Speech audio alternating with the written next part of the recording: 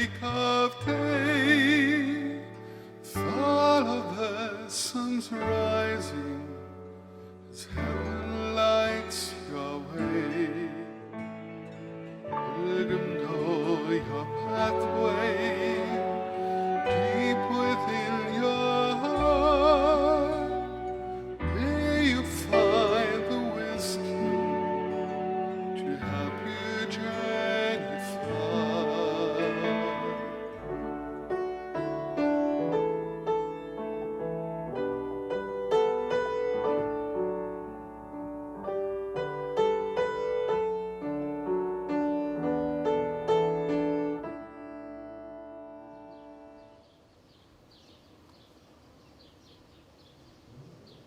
Morning dawns at Our Lady of Victory Church in Chicago, as it has for over a century. Our Lady of Victory and her parishioners have been on a journey ever since. A journey of faith and education, social and service ministries.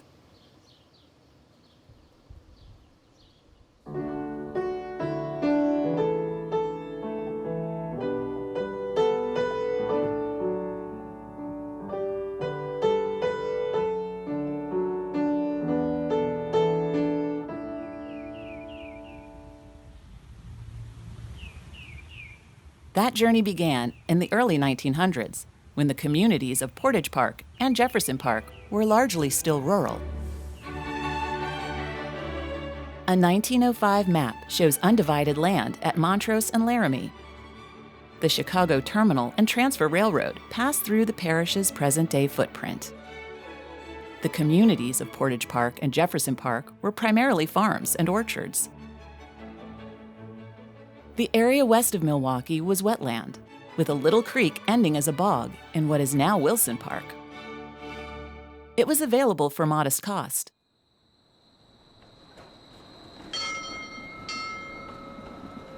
Public transportation was primarily by streetcar and by horse-drawn carriage.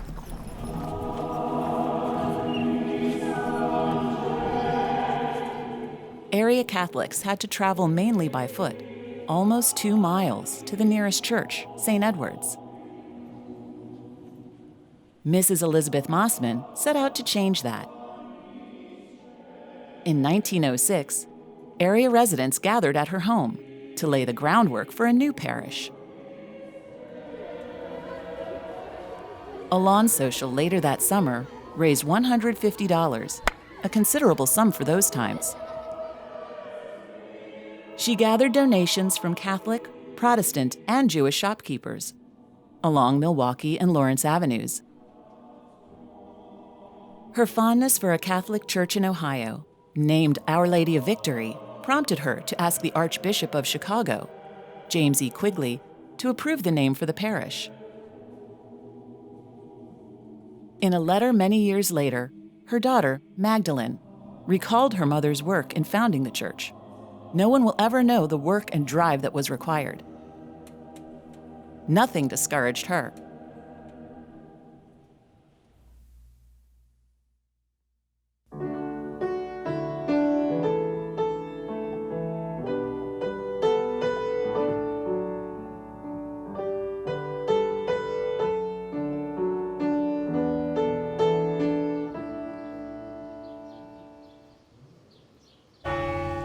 In 1906, Our Lady of Victory was officially organized. A Viatorian priest, Father Martin M. Leonards, celebrated Mass on the second floor of Johnson Hall on Milwaukee Avenue, just north of Lawrence. About 25 families were members. Descendants of some remained parish members for generations. In 1907, Father Leonards bought the house at 4741 North Linder Avenue as the first church. Father Leonards lived on the second floor. A year later, Father Edward Mullally became pastor. The congregation sat separately in the front and rear parlors, men in one group and women in the other. The altar was set in a bay window in the back parlor. The kitchen and pantry served as the sacristy. An oblong opening in the wall served as the confessional. For the next 20 years, Mass would be celebrated here. On Thanksgiving Day, 1909, Father Francis Chahutsky, a diocesan priest, began his 41 years of dedicated and compassionate service as pastor. He appointed a church committee representing the three ethnic groups in the congregation: German, Polish, and Irish. At that time, most churches were dominated by one ethnic group. But Our Lady of Victory was an American Catholic melting pot throughout its history.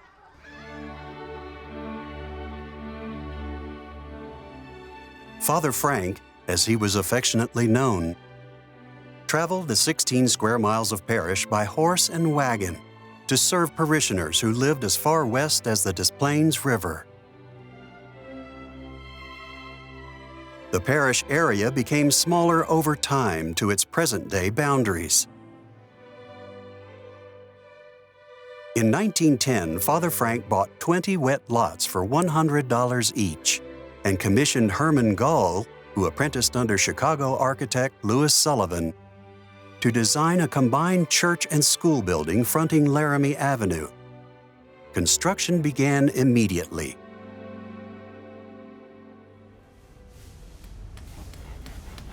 The cornerstone was laid in May 1910, and Archbishop Quigley dedicated the structure a year later. At the dedication, the Archdiocese's The New World newspaper commented on how the area had transformed in a few years from farms and undeveloped land into a desirable neighborhood, free of the smoke and congestion of the inner city. This building had a large assembly hall in the basement, a church seating 700 on the first floor, and classrooms and living quarters for sisters on the upper floor. Father Frank also bought an old farmhouse and moved it west across Milwaukee Avenue. It was enlarged and served as the rectory for the next 14 years. It later became the clubhouse and served for about 80 more years as an important meeting place for many church clubs and social organizations. The clubhouse was so central to parish life that parishioners held an outdoor vigil before it was demolished.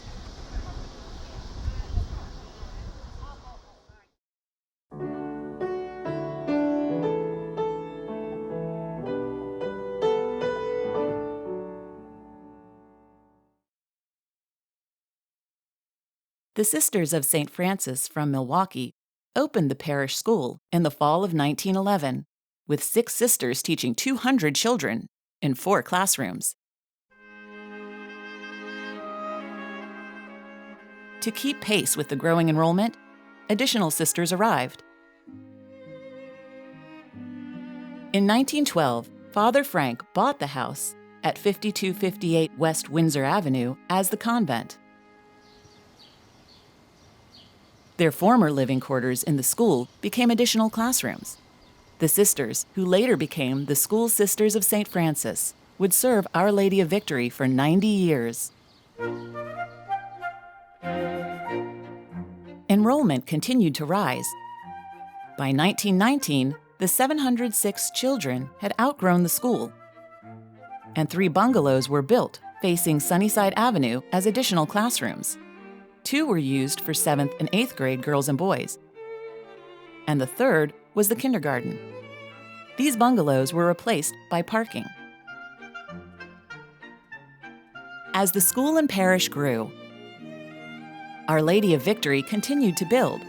Father Frank broke ground in April 1927 for a new church with a rectory and convent flanking it. A cornerstone was laid, and construction continued for 2 years.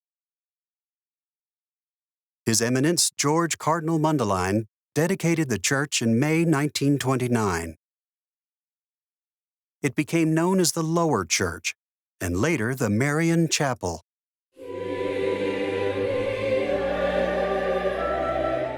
The church's Minnesota quarried limestone facade harmonized with its warm interior. Its style, modified Spanish Baroque, was popular at the time, but less common for churches. Our Lady of Victory was, in fact, the only church on the northwest side designed in the style. The 1927 interior continued the Spanish motif, but added Art Deco features, including the egg-shaped recessed lighting on the top of each column. While not original, the lanterns were Spanish-inspired. 32 pillars dominated the interior, 16 inner and 16 outer on each side. Each pillar was actually a steel I-beam, surrounded by a stuccoed lath and plaster box. Later, they supported much of the weight of the upper church, as the footprints of the two churches were nearly identical. The lower church was built on the promise: a new upper church would come to glorify Our Lady.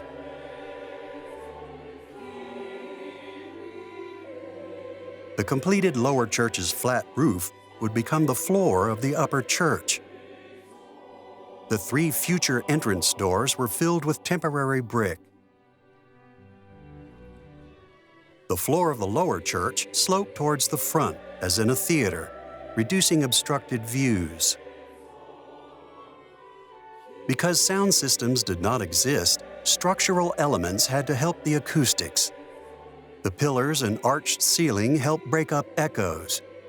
Each main aisle archway's parabolic shape helped purify sound as it traveled from the altar to the rear of the church.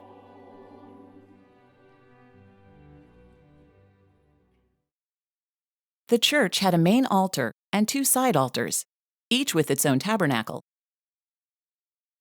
The main altar was modified in 2 stages, in keeping with the reforms following the 1960s Second Vatican Council. The original carved wood screen was replaced by a new curved wall, and the new main altar was turned to face the congregation. Later, the old main altar and communion rail were removed, but the original golden tabernacle remained. The side altars were used for special masses for small groups, while a larger mass was being celebrated at the main altar. Following Vatican II, the side altars were removed to form alcoves. One of the 4 alcoves along the church walls was dedicated to Our Lady of Czestochowa, with statues of St. Anne and St. Rita in niches on either side. The pews were original and were designed for comfort. The seats were cut with a subtle double curve. The back sloped slightly, providing support for those with correct posture. The cap on the back of each pew was cut with a small trough, providing a natural resting place for elbows when kneeling. Pads were added to the flat wood kneelers in the late 1950s for comfort. The 14 Stations of the Cross were carved in 3/4 relief. With the exception of a few that were replaced with colored glass or glass block, the windows were unadorned Venetian glass, set at ground level. A later renovation covered the original smooth concrete walls with subway tile. The ceiling had several different decorative treatments over the decades.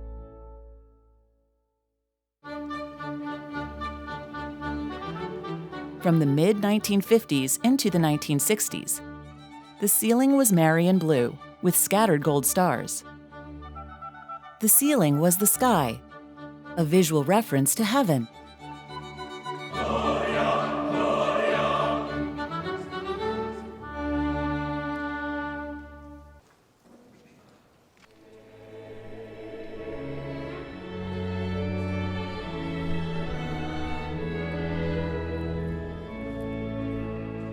The design and shape of the lower church fosters spiritual contemplation and a feeling of welcome and warmth. The march of pillars and repeated gentle arches across the ceiling lead the eye to the altar, where the curving glass walls and the companion curve of the half-dome created the physical impression and emotional feeling of a warm embrace.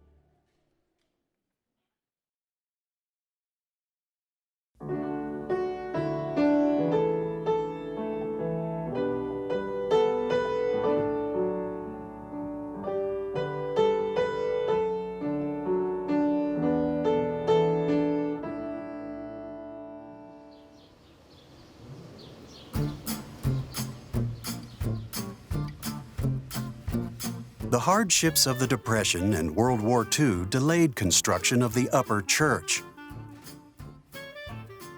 The school building, however, was modernized in 1944, including new light fixtures and new tile on the walls and floors. The earliest known parish banner was published in 1946.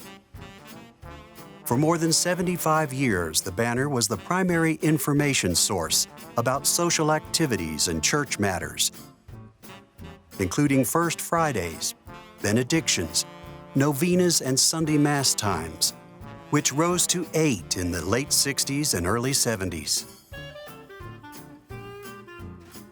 As the health of Father Frank began to fail, Father Gerald Morrissey was appointed Parish Administrator. Under Father Morrissey's direction, the school expanded again to accommodate increasing enrollment.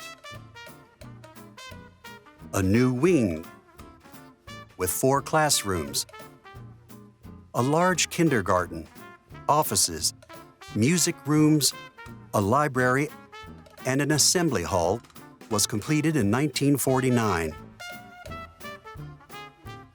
By 1950, more than 1,000 children were enrolled in the school, being taught by 24 school sisters. Through Father Frank's 41 years of guidance and dedication, church membership had grown from 50 to 2,500 families. When Father Frank died in 1950, Father Daniel J. Stokes, a former associate at Our Lady of Victory, became pastor. He secured $800,000 from the Archdiocese to construct the new upper church. The architectural firm of Meyer & Cook presented several designs before construction began in 1952. The church's final appearance was anticipated in this version, but with different details. Father Stokes died in June of the following year, before construction was completed. His successor, Father Henry Fitzgerald, continued the construction, which was completed in 1954 at a cost of $1.2 million.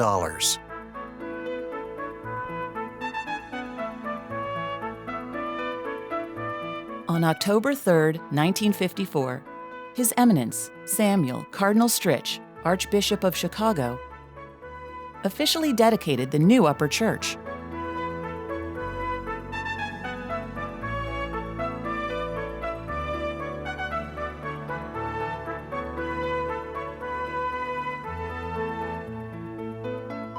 The architect's concept for the church's front elevation included 2 towers, one on each side.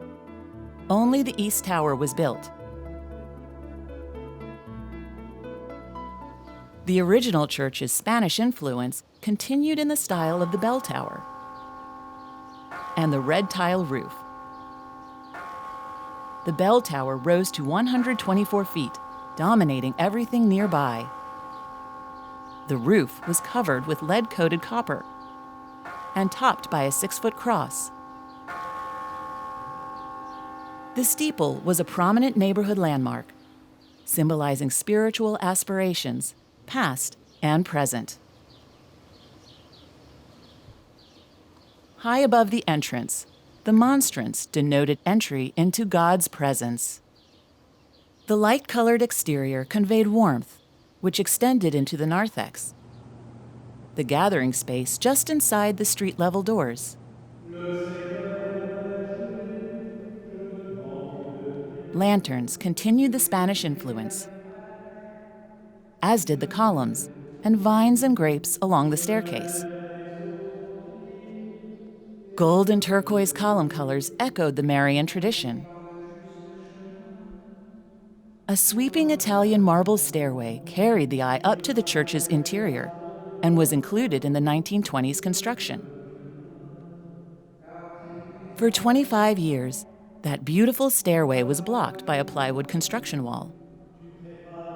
As construction continued, and the finished wood entrance doors were installed on the second landing, the plywood was removed, allowing parishioners to peer through the windows to watch the building's progress. A small room on the east side of the upper landing housed the baptistry. Beyond its large German-made bronze door and screen were walls and windows decorated with symbols of baptism. The Italian-made baptismal font now resides in front of Mary. Through the years, the room was repurposed as a bride's room, a crying room, a confessional, and a small chapel.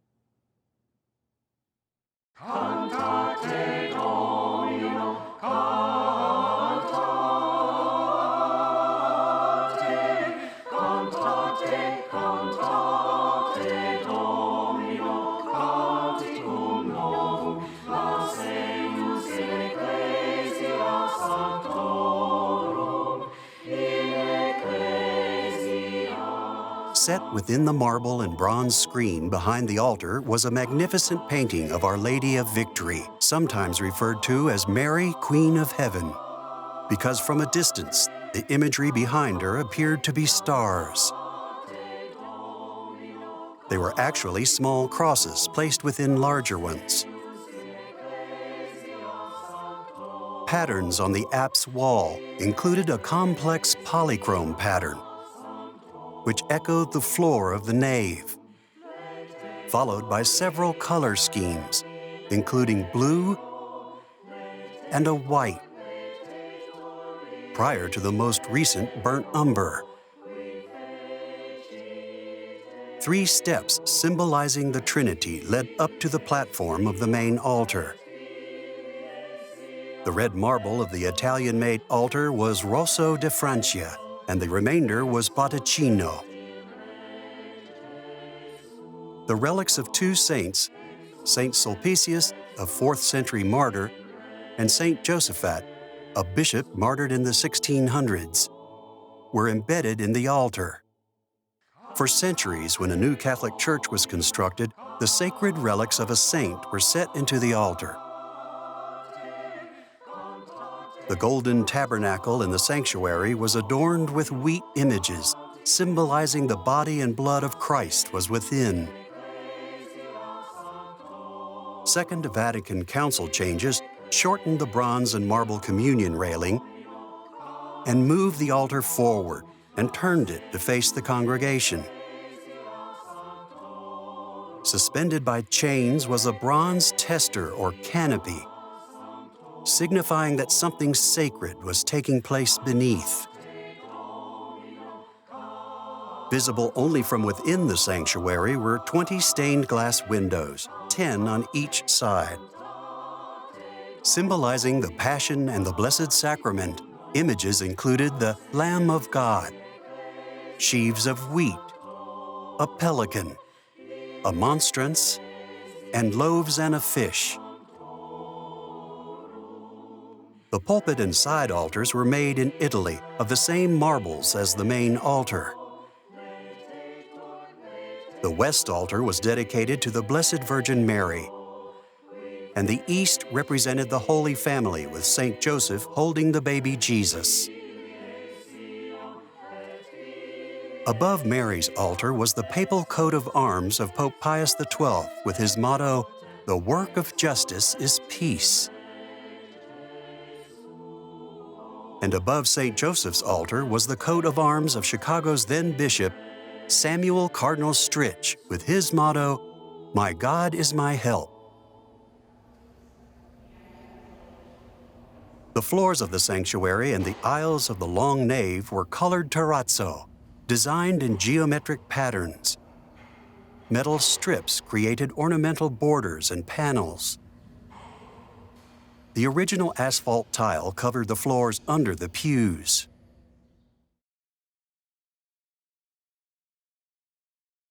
Directly above the sanctuary was a rood beam. Rood is an Old English word for cross. The beam carried statues of the Virgin Mary, St. John, and the crucified Jesus. The inscription, "He saith to his mother, Woman, behold thy son. He saith to the disciple, Behold thy mother," established Mary as mother of the Church. Below the crucified Jesus, the pelican served as a metaphor for Christ. Tradition holds that a mother pelican will pierce her own flesh to feed her young, just as we are fed and saved by the sacrificial blood of Jesus. Hand-carved in wood by an Italian artist, the stations of the cross were highlighted with color. The church was graced with 2 sets of glorious stained glass windows. The 18 tall upper windows depicted the 15 mysteries of the Rosary. 2 Marian apparitions at Lourdes and Fatima, and Mary giving prayer beads to St. Dominic. At the top of each window was a crown and the Star of David, representing the lineage of King David and the Christian tie to the Old Testament. Many of the round images at the bottom of the windows were also symbols from the Old Testament, foretelling the event above.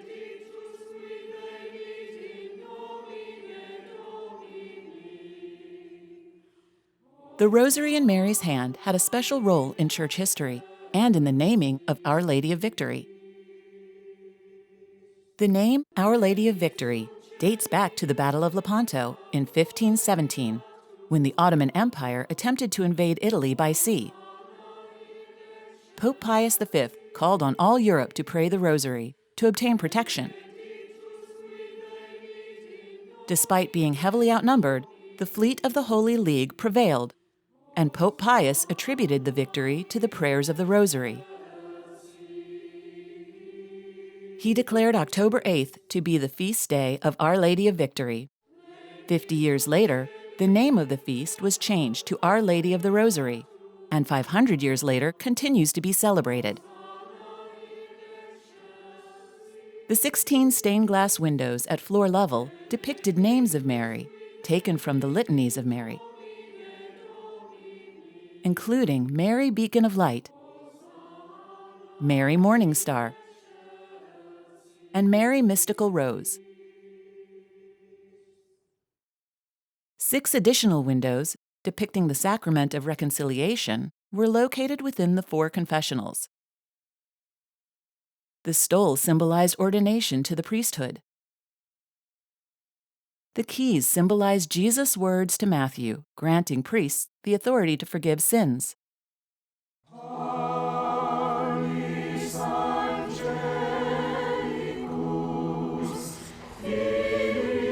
Clearly visible at the transition between the walls and ceiling are 16 angels who carry the weight of the church on their shoulders, guarding the faithful below. They continued the Spanish motif, echoing massive California mission corbels. The words of the Apostles' Creed encircled the church above the angels. All were lit by ornamental lanterns of Spanish influence. Catwalks hidden in the space between the ceiling and roof had cranks to lower and raise these massive hanging fixtures for repairs and bulb replacement. The 30 rows of pews, the confessionals, and the sedilia chairs in the sanctuary were custom designed in German oak to warm the church interior. Memorial plates throughout the church and near the doors recognize the names of parishioners who contributed generously through the years. Set above the entrance doors were 3 brass plates representing the virtues of faith, hope, and charity. Just below was a brass plate recalling the sacrifice of school graduate and parishioner Oren Casata, who was killed in action in the Vietnam War in 1967.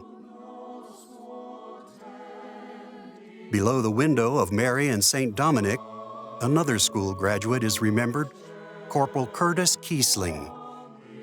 He was mortally wounded in 1950 during the Korean War and was awarded the Silver Star posthumously.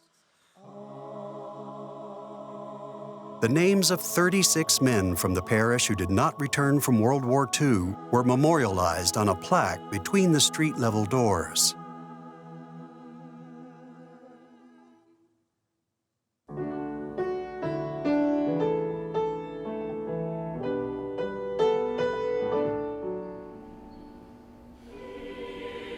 A vibrant music program with many different choirs was an integral part of parish life. In the early years, the school sisters served as music directors, playing the organ while simultaneously directing the choir.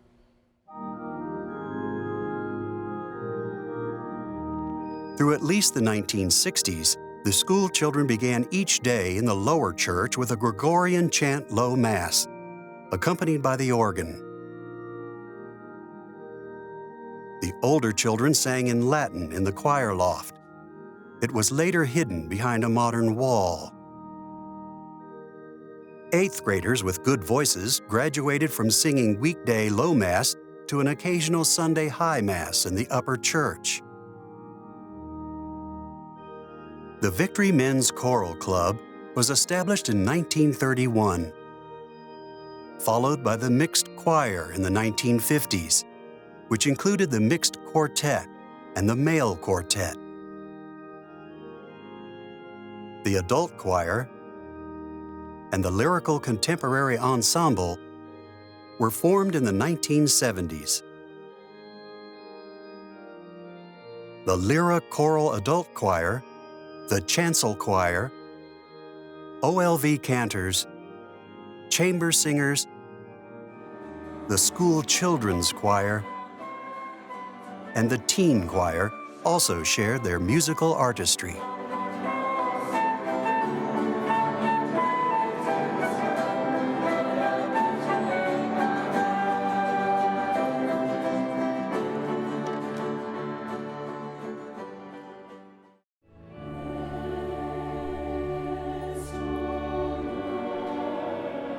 Parishioners enjoyed choral concerts, frequently with guest musical groups, since the 1930s. 3 different organs supported the choir through the years. Pipe chambers were built in the choir loft for the original organ, but pipes were never installed. The 3rd organ was an Italian Viscount 4, manual digital, with rattlingly deep low notes. Its pipes were decorative.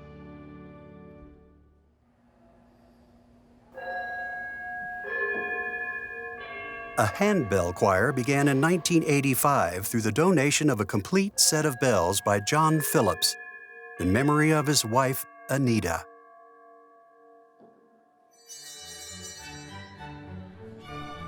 The choir loft was backed by a spectacular triple-stained glass window of the resurrected Christ, the King of Victory, surrounded by angels playing heavenly music.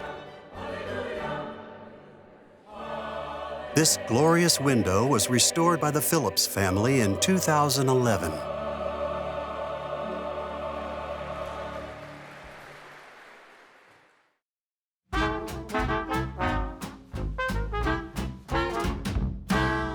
The parish celebrated its half-century in 1956 with a solemn high mass and elegant dinner and dance.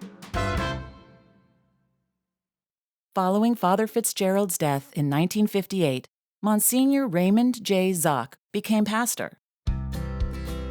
He led the construction of the junior high school building at Laramie and Sunnyside to accommodate the school's growing population of 1,300 students.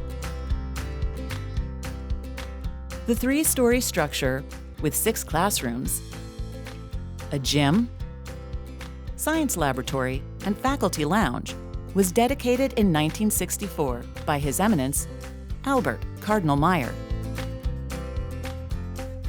With the addition of the new junior high building, the footprint of Our Lady of Victory was complete. The campus, from east to west, included the school buildings, the rectory, the church, the convent, and the grotto. All the buildings were connected.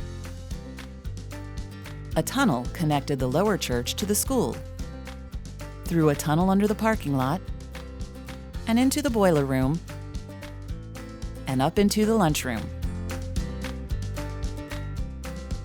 A series of stairways and hallways connected the rectory and convent to both churches.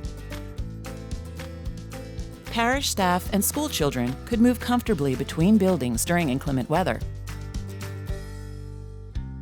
Shortly thereafter, Our Lady of Victory School became one of the first K through 8th grade Catholic schools accredited by the state of Illinois. With a new, modern gymnasium, students participated in many sports: basketball, baseball, softball, soccer, volleyball, track and field, cross country, flag football, and cheerleading. Beginning in the late 60s, cheerleaders became an important part of the sports program. They displayed their own athletic skills while supporting fellow sports teams. Diligent preparation and practice won them their own trophies. Our Lady of Victory.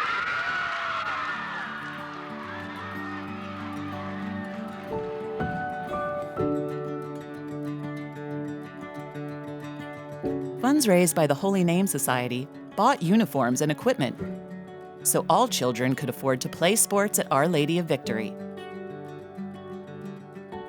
With support from the Sports Council, Our Lady of Victory boasted highly competitive interscholastic teams in basketball and softball, bringing home trophies and winning championships in many CYO competitions. School graduates often returned to coach at intramural games. Parents even became involved, playing against students. The Band Parents Club supported the marching band and jazz band. In addition to concerts, the bands participated in competitions, just like the athletic teams, earning awards. The band also participated in citywide parades in the Loop. The band had solid origins.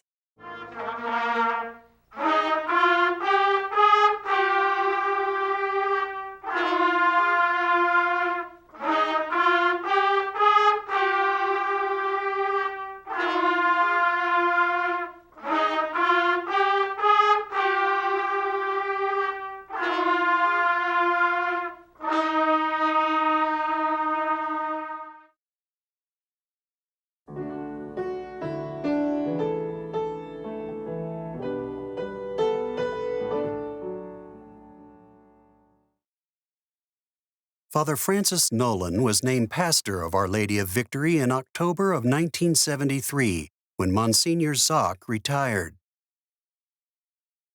Father Nolan directed the Vatican II liturgical renovations, which included reorienting the altars, allowing the priest to face the congregation.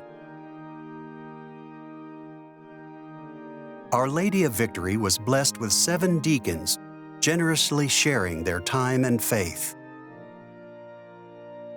In 1976, Reverend Mr. Rudy Shoei and Reverend Mr. Robert Leck were the first deacons ordained at Our Lady of Victory, followed by Reverend Mr. Jim Samak.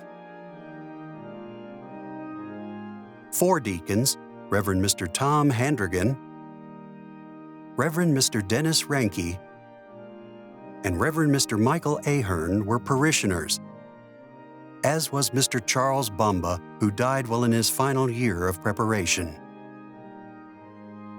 Deacon Rudy established the Ministers of Care, joined by Deacons Tom, Jim, and Dennis, providing weekly communion and spiritual nourishment to the homebound. Deacon Mike came to lead this compassionate ministry, as well as regular prayer services at a local nursing home. Deacon Mike led baptismal preparation and organized the annual sharing of Christmas gifts, with the less fortunate at St. Agatha Parish. Deacon Rudy was deeply devoted to the Scouting program. For 12 years, Deacon Bob shared faith through a hospital ministry program. He also was active in the bereavement committee and led prayer on the 3 days of the Triduum.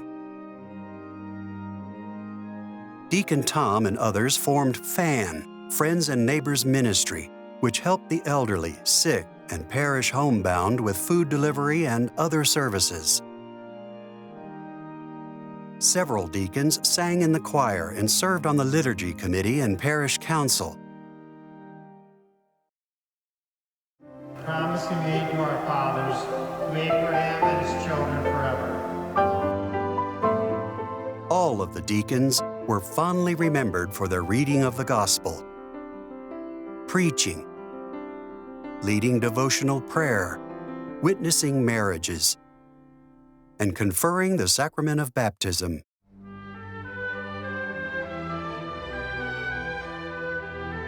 Sacraments are foundational to Catholic faith, as God's grace comes at key moments in life. Parish sacramental records capture their phenomenal growth. The first recorded sacraments were 5 baptisms in 1907, and that number soared to 250 by the late 1950s. 14 First Communions were recorded in 1908. Just 4 years later, there were an astonishing 164, many of them children of immigrant parents from Germany, Austria, Russia, Poland, Ireland, and other countries.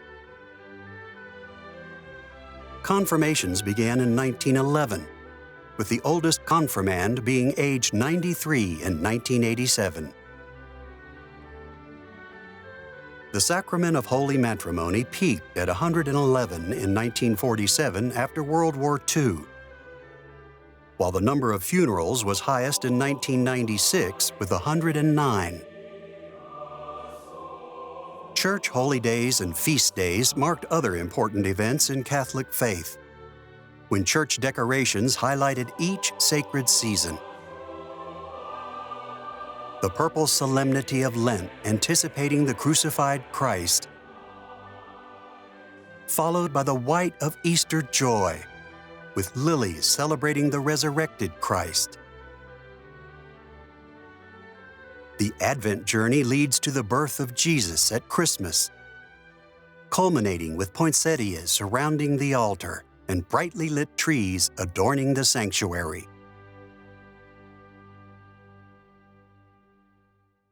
After the passing of Father Francis Nolan, Father John Kazinskas began his pastorate in March 1979, serving the spiritual needs of 2,600 families.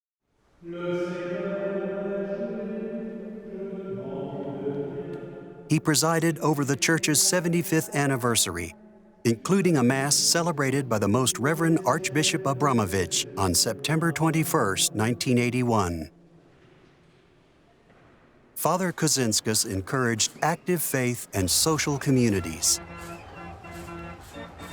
Collaborating with the school board, he organized the first carnival in 1982, which, for the next 16 years, scattered fun and raised money for the school. Over the years, the board also hosted sweepstakes, raffles, and dance-a-thons to help bring new technology and other improvements to the school.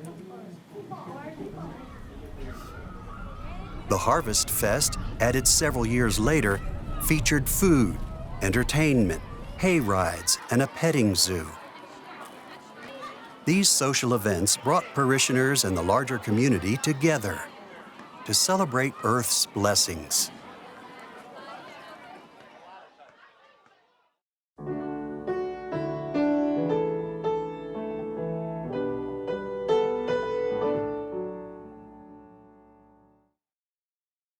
The OLV for Me Sunday School program for preschool children held its first class in 1983.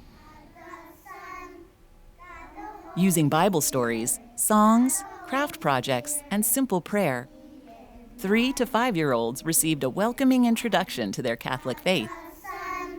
God the Holy Spirit, God the Holy Spirit, 3 in 1, 3 in 1.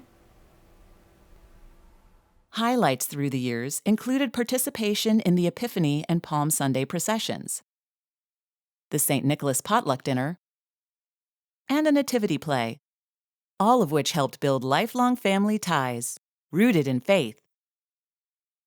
More than 500 children graduated from OLV for Me over the years.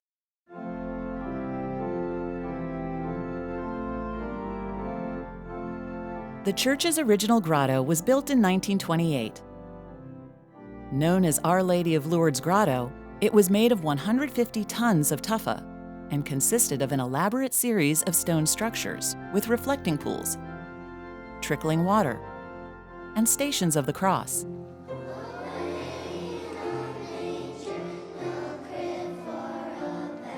In its early years, a manger was placed within it, and school children sang Christmas songs. Later, the grotto fell into disrepair and was removed. In 1976, Parish Boy Scouts planted a tree on the new grotto grounds.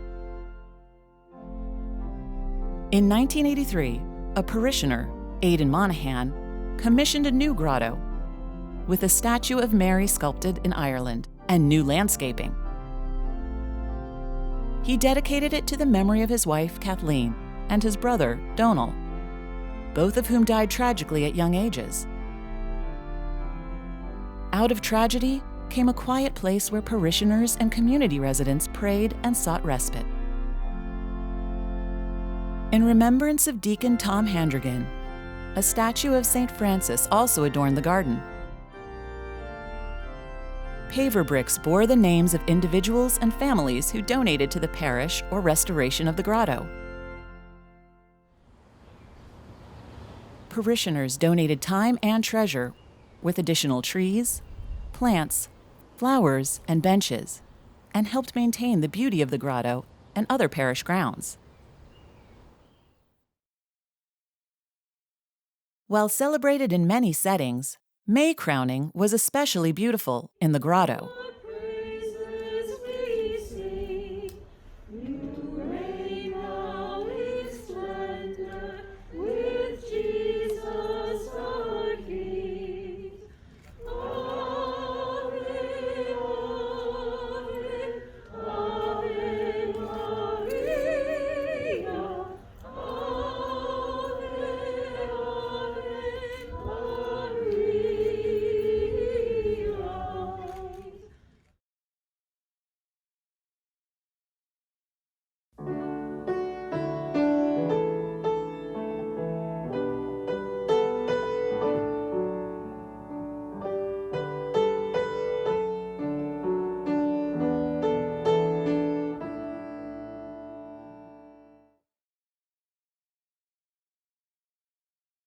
Father Daniel McCarthy, a former associate at Our Lady of Victory, became pastor in 1986.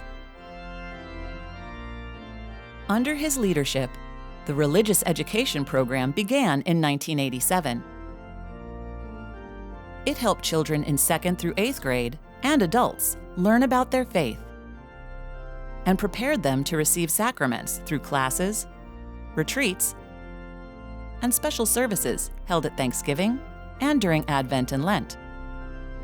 Through the dedication of catechists and aides, more than 1,000 children participated, and many adults were fully welcomed into the Catholic faith through the rite of Christian initiation of adults.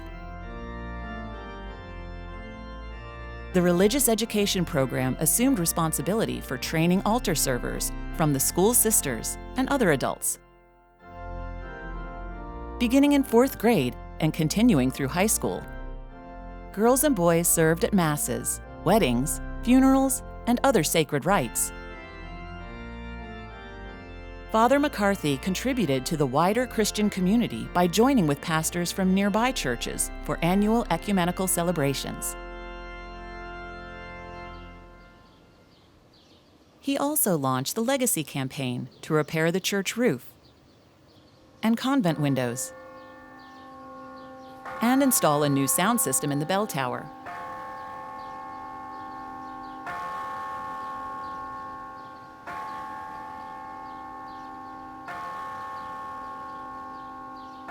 The chimes of familiar songs were enjoyed by the neighborhood for many years.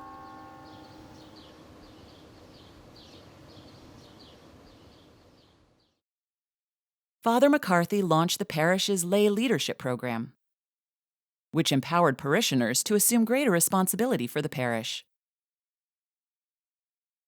Father McCarthy also established the Parish Council in 1991, composed of the pastor and parishioners. The council made decisions benefiting the parish's religious, social, and community service missions. He was enormously committed to the school sports program, recognizing that sports were integral to creating community. Father McCarthy not only regularly attended school sporting events, but also coached the girls' softball and basketball teams. All right, Laura, come on now. Turn in the ball. Go! Come on! Come on! Come on! Come on! Come on! Come on! Come on! Irene! Under the leadership of Father Gary Lewanski, Parish Teen Club members supported each other as they matured in their understanding of personal faith and the importance of serving the less fortunate.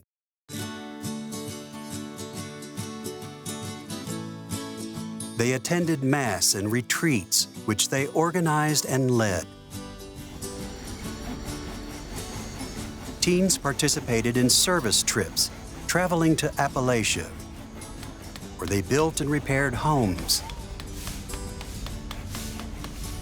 Anyone can build a house, but it takes an OLV team to build a home. They also volunteered in Indiana and painted the Nashville Dominican campus Mother House and St. Patrick's Church in Tennessee. As fundraisers, the Teen Club hosted car washes and pasta dinners at which they prepared food and in their finest attire served guests. When the Dominican Sisters of St. Cecilia congregation arrived in 1998, they also made youth ministry a priority. They helped launch Rocked by God, a youth-led annual retreat for high school students, which included music, skits, and faith-based talks. Many teens assumed leadership roles at later retreats as their faith continued to grow. Rocked by God led to Mass Crew, which gave teens an opportunity to worship together at an early morning Mass. They later converted a vacant classroom into the Chapel of Hope. God Squad continued youth ministry by delivering food and warm clothing donated on the parish Christmas giving tree. The sisters also brought a strong religious presence to the school.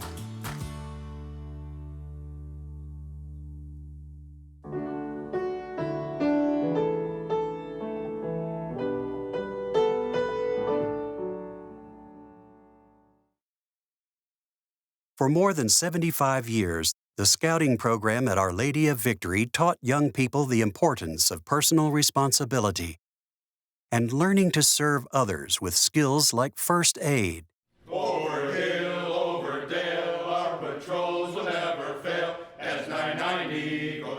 Boy Scout Troop 990 was officially chartered in 1937. In the early years, Boy Scout summer camp was held at Father Frank's Wisconsin property. Scouts enjoyed the water, slept in pup tents, cooked, hiked, and did many other activities Scouts still enjoy. Scouts started camping at Owassapee in 1943. Cub Scout Pack 3990 brought scouting benefits to boys beginning at age 8, progressing from bobcats to tigers, to wolves, to bears, to webelos. Scouts hosted the ever-popular pancake breakfast, Get set and race! Pinewood Derby, Rain Gutter Regatta, and the annual Blue and Gold Dinner when Cub Scouts crossed over the bridge to Boy Scouts. In the 1950s and 60s, demand for scouting exceeded capacity, and many boys were placed on wait lists. Older scouts became members of the Explorer Post, which later became known as the Venture Crew. Venture Crew taught sailing and other water sports skills to young men and women. Between 2000 and 2004, Venture Crew produced more Eagle Scouts than any other troop in the Chicago Council. Many Eagles remained active as Boy Scout leaders. Others helped the Cub Scout pack to grow rapidly in the 90s. During its 75-year history, Boy Scouting at Our Lady of Victory served nearly 3,000 young men, many of whom became lifelong friends, attending organized and informal reunions. The chief executive of the Boy Scouts of America once called Troop 990 the crown jewel of the Chicago Area Council.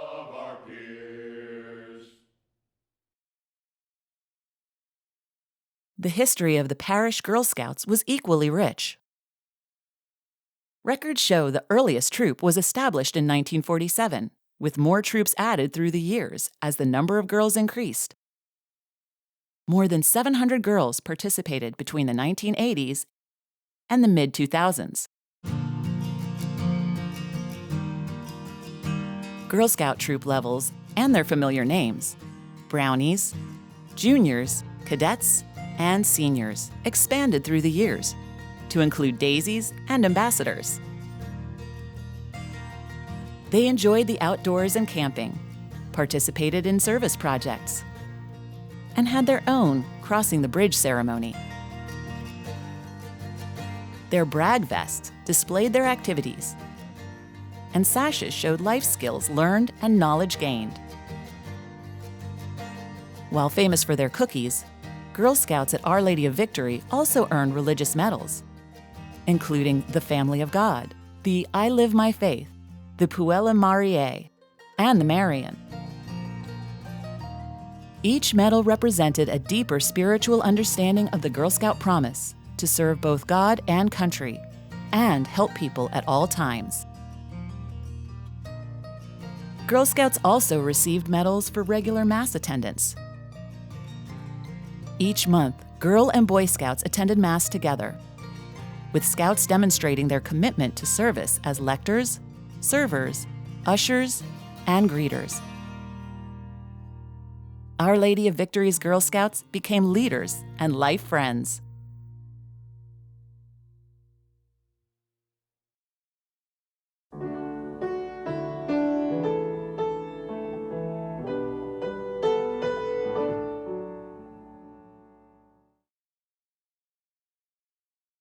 OLV celebrated many personal milestones, including ordinations.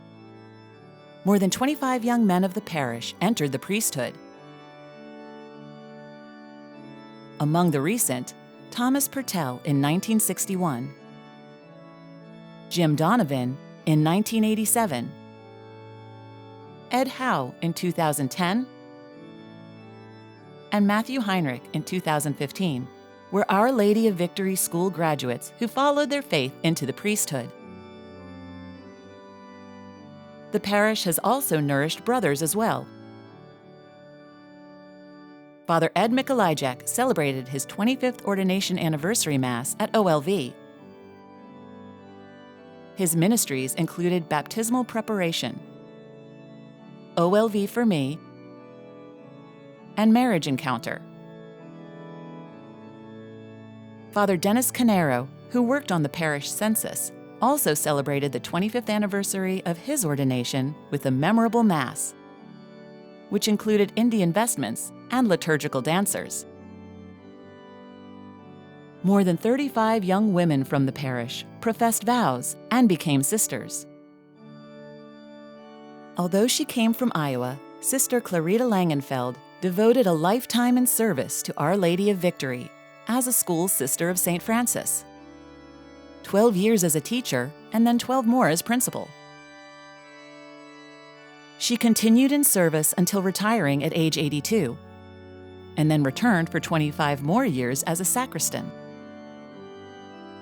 When she turned 100, the parish celebrated with a birthday cake large enough to hold 100 candles. Her positive attitude and deep belief in the power of prayer sustained her throughout her 108 years.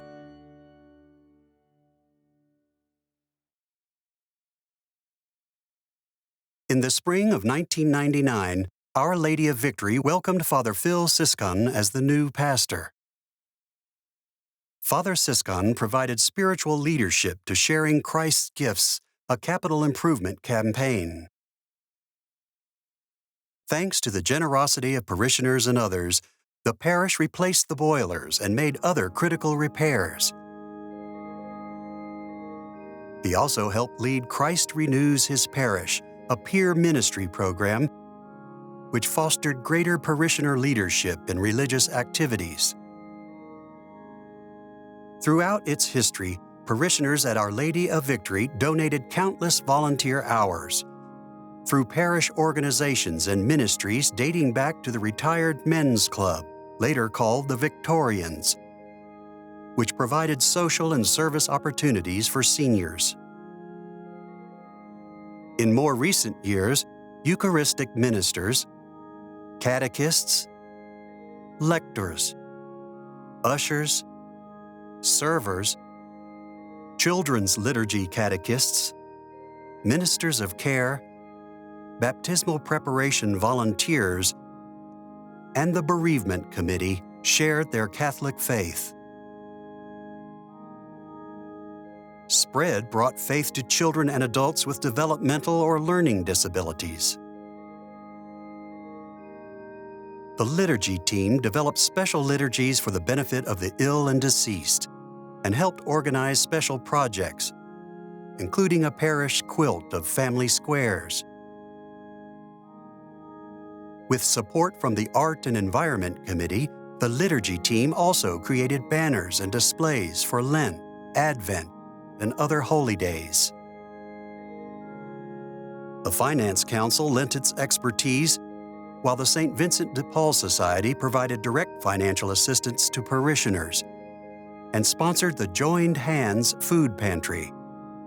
All of these organizations helped fulfill Christ's call to serve others.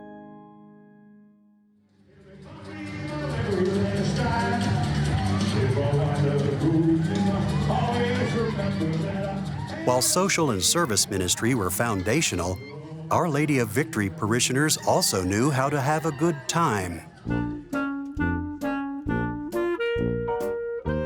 Starting in the late 1920s, the Christian Mothers Association, the Holy Names Society Dramatic Club, the Rosarians, and the Parish Club hosted the Victory Players, a group of parishioners and choir members who appeared on stage. 3-act comedies were very popular and were actively promoted in local newspapers. Shows including The Ghost Bird, One Delirious Night, and Happy Landings were held in the parish auditorium, followed by dancing. The annual Victory Ball was a formal dinner and dance. which began after World War II and was held at an elegant hotel. More recently, New Year's Eve parties brought parishioners together, as did St. Patrick's Day, which included an evening of traditional Irish music and dancing. And if the St. Patrick's party was held on a Friday during Lent, the pastor would pronounce a formal and solemn fasting dispensation, always met with loud cheers.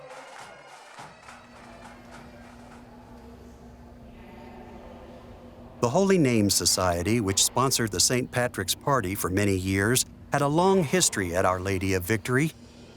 It was established soon after the parish was founded. At one time, the Society was one of the largest parish men's organizations in Chicago. Unlike men's groups at other parishes, the Society kept its original name to reflect its primary purpose as a place where parish men gathered to provide mutual spiritual support, attending retreats and monthly Mass.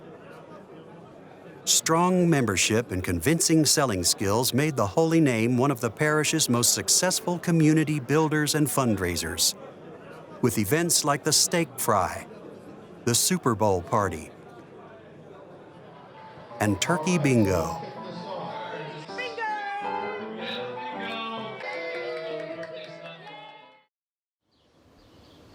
For the past 20 years, another men's organization, the Knights of Columbus Donti Council, proudly served Our Lady of Victory.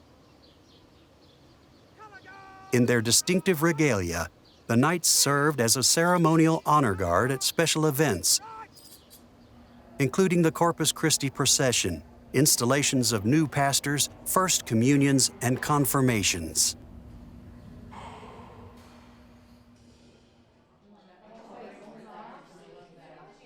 The women of the parish provided services through many different organizations. The Sodality, which became the Community of Catholic Women, provided spiritual, social, and service opportunities, including the parish blood drive. It funded an academic scholarship, the Girl Scout Religious Medals program, supported the Women's Center and the food pantry, regularly packed lunches for the homeless, and participated in OLV Travelers. The School Mothers Club hosted many fundraising events, including dance-a-thons, a fashion show, market day, a cookie walk, and a Christmas bazaar featuring Santa. Following the September 11, 2001 attack in New York, the school children sent cards and letters to volunteers at Ground Zero. They received heartfelt responses from grateful firefighters, police officers, Red Cross workers, and many others. The 34-foot traveling statue of Our Lady of the Millennium brought spiritual comfort the following summer. Parishioners welcomed Father Chris Doring as pastor in December 2004. Father Chris renewed a tradition of leading an annual Eucharistic procession through the neighborhood in celebration of the Feast of Corpus Christi. In reverence to the Blessed Sacrament, Father Chris moved the tabernacle in the upper church back to the center of the sanctuary. He also guided the preparation of numerous events for the parish's 100th anniversary. An outdoor food and music fest, Rock the Block, kicked off the centennial year with the parish's 2 city aldermen as the Blues Brothers. Other celebrations included a day at the races at Arlington Park, Victory at Sea, a parish cruise, and a closing anniversary Mass on October 8, 2006, celebrated by His Eminence, Francis, Cardinal George, followed by a gala dinner. The anniversary events closed with a proclamation by the mayor and Chicago City Council. Father Norb Zavistanovitz and Father Gene Winkowski served at the parish for several years. Father Norb was committed to Bible study and the right to life, and memorably appeared on a newspaper's front page, professing his strong faith in the pouring rain at an outdoor mass. Father Gene was one of the founders of the Chicago Boy Choir, which performed at the parish on several occasions. For many years, Father Abraham Jacob resided at Our Lady of Victory. He celebrated weekday liturgies and offered a Christmas Mass for his community in India. In July of 2010, Father Robert Fedek celebrated his first Mass as pastor. He helped launch the Young Families Ministry, encouraging families with young children to strengthen their faith and create a stronger sense of community. Father Robert had a strong financial focus and successfully reduced the parish debt, redecorated the rectory and Marian Chapel, and repaired stained glass windows.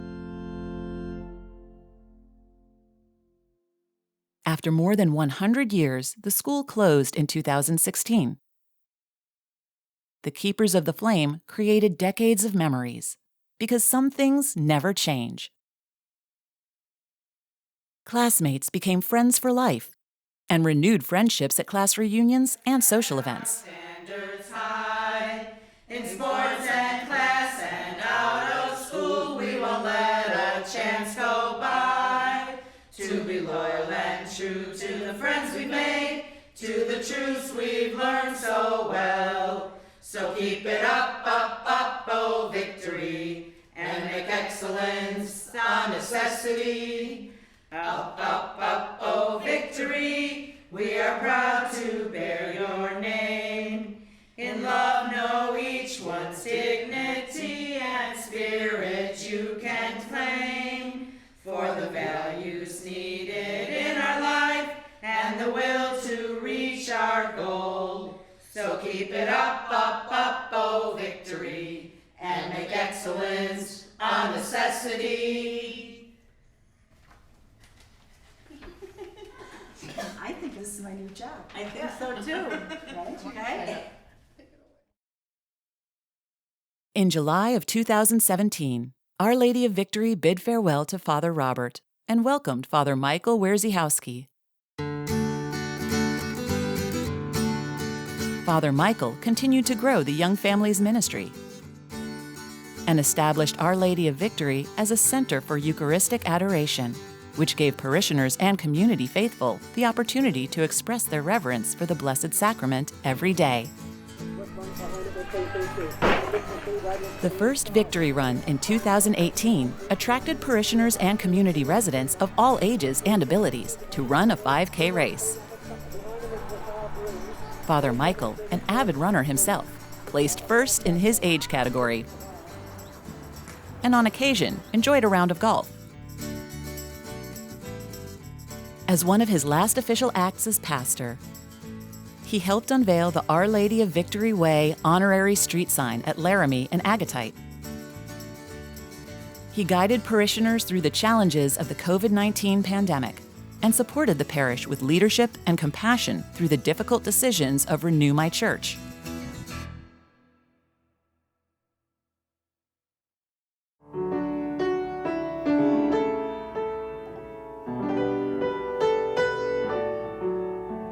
From simple beginnings out of unvalued land, people with different backgrounds built a church, a school, a community.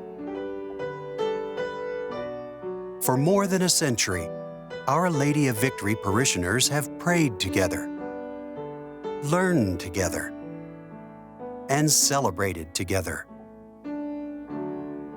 Now we must share as a new community everything we have received from all who came before. Everything that Our Lady of Victory has meant to us is not lost. Everything is carried forward. And as she has from the beginning, Mary, will guide us as we continue our journey as a new parish community. Our Lady of the Rosary.